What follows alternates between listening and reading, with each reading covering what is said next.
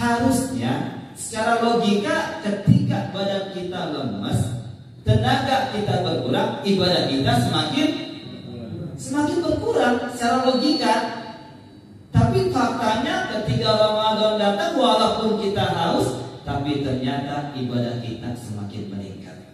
Tapi lihat ketika di luar Ramadan, ya, ketika Ramadan kita nggak berpuasa, tenaga kita banyak, perut kita kenyang, tenggorokan kita nggak pernah kehausan.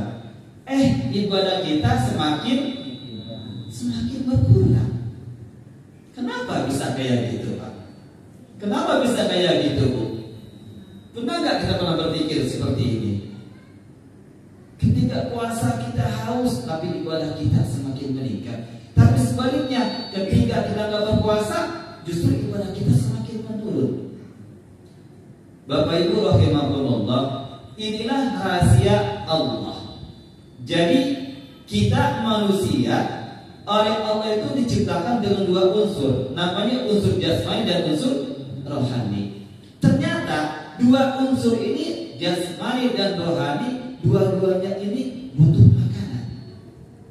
Kalau seandainya jasmani, kita tahulah makanannya, kita makan kolak, kita makan gorengan, hampir tiap kita buka tuh ya, nggak pernah lepas dari diri kita.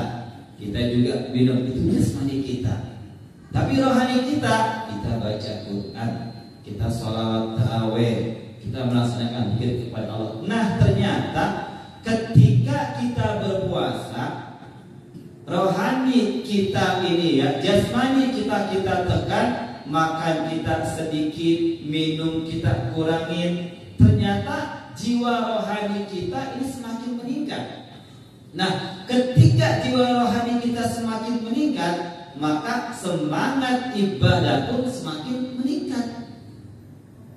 Tapi sebaliknya, ketika jasmani kita unggar, apapun kita makan tanpa mandang halal haram, semuanya kita telan.